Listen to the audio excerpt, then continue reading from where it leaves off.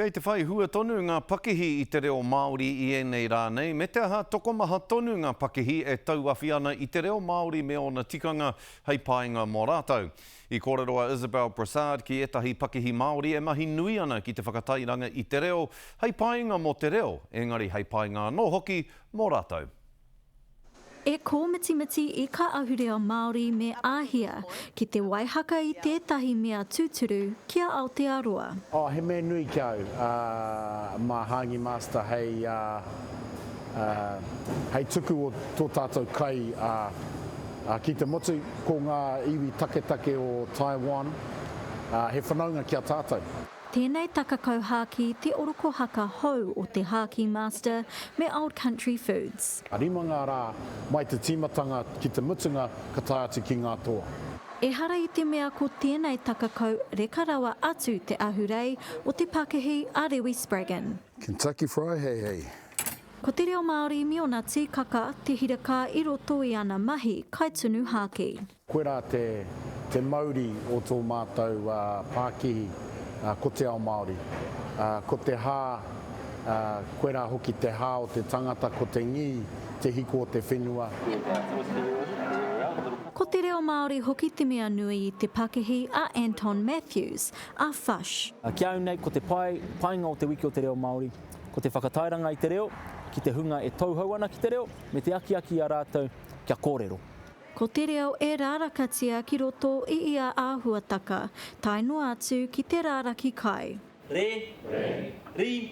Ka whakahaere hoki te kaitunu nei I ka whakaakoraka reo Māori mō te hāpuri. He mea haere ngātahi tā mātou kaupapa, tō mātou wharekai, me te reo Māori, po te ao te pō. Kaua I tēnei wiki nahe, engari I iara ka haere ngātahi te reo me Fush. E whakai ka kaitunu e rua nei ko te reo Māori te āpōpō, inā rā I ka mahi Pākihi. Poke ana mātou, e ngā kamupene, putanoa I Aotearoa, e hia ana ki te ako I te reo. Kia au nei, mā te kāwana I tango te reo, mā rātou anō I whakahokia mai te reo. Kia tātou. E mana tōpū ka Pākihi nei I te reo Māori ki te katoa o Raua mahi, kia whiwhiwhia ko a Raua Kiritaki. Reka, tino reka. Isabel Prasad, Te Karere. Nā, e tino ki te ana tātou I enei rā nei, te horapa haeretanga, te mā hora haeretanga o te reo Māori, ki ngā tō pito katoa o tēnei whenua. Tai atu rā hoki ki wā tātou pakihi me wā tātou umanga. Nā, kei te hono mai tēnei, hoa taumuri ōku ki te karere I nai nei, he kai whakahaere I te pakihi tupu ora, engari I konei hoki ia I te karere nei ia, e mahi ana I ngā wā o mua, nō reira e te hoa, kingi kiriona tēnā koe, hoki mai rā ki tā tātou pai kōrero I te karere nei e hoa? E hoa e te rangatira, tēnā koe he koanga ngākau ko hoki mai anō ki tō tātou papa o te karere I tēnei rā. Kia ora, e hoa, me pono taku ki atu ki a koe, tata nei au te ki atu I roto I tērā kōrero whakataki nei, I a koe, I konei koe mahi ana I te karere nei, no ue tai ohi ana. Tika tonu, ko hanga tau mātou I roto I ngā tau tata nei. Engari, kua whanake koe, kingi me taku hari kua tino whanake koe I roto I te ao nei, me te aha, kei te whakahaere, whakaakoranga reo tō pakihi ki wainganui ngā kaiako, ngā kura, ngā whānau, ngā rōpū, ngā hātu rānei, e hia rawa ngā whakaakoranga reo e whakahaere hia ana e koutou, toko hia tāngata, kua whakaakona e koutou I roto I enei tau e rua e toru nei, ki o whakaaro.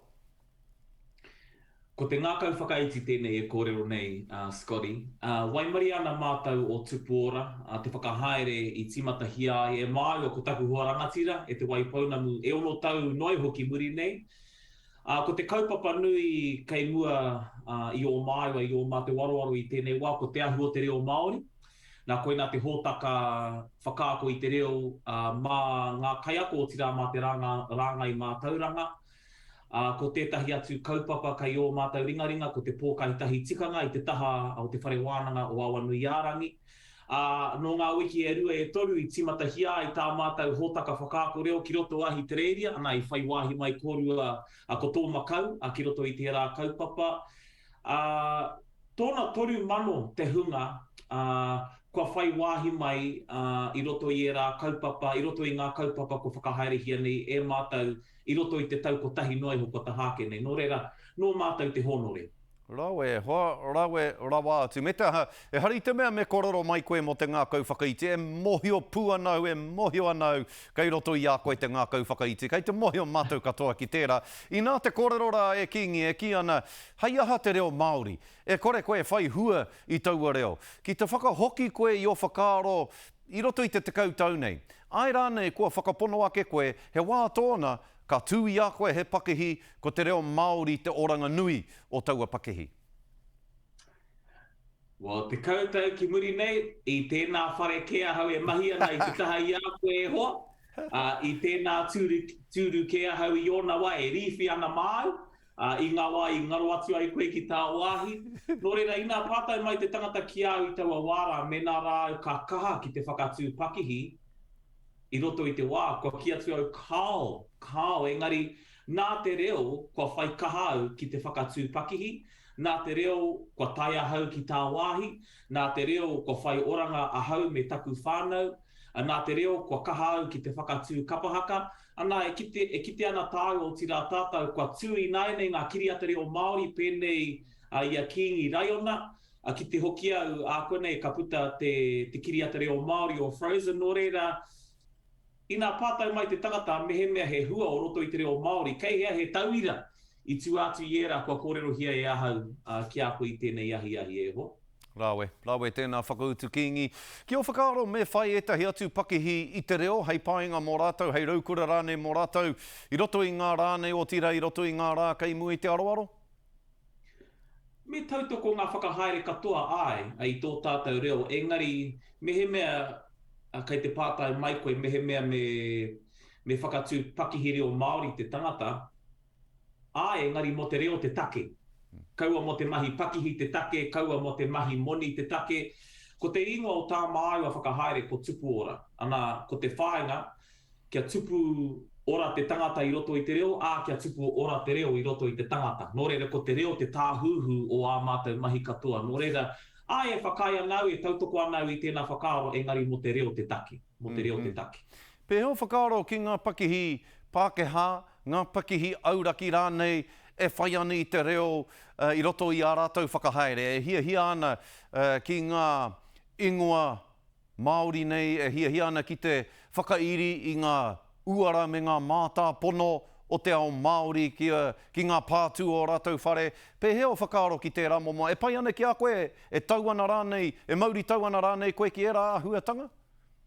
E pai ana ki au, e tautoko ana hau i te hunga, e hia ana ki te whakarauora pēra i te reo i roto i a rātou whakahaere. Engari, ki te whakaingoatia tō pakihi ki tētahi ingoa Māori, ki te hurihia rānei ngā uara o tō pakihi hei uara Māori, kāti he mahi nui kei runga i o pokohiwi ki te hāpai, ki te amo i era ingoa, i tērā haipapa, ne.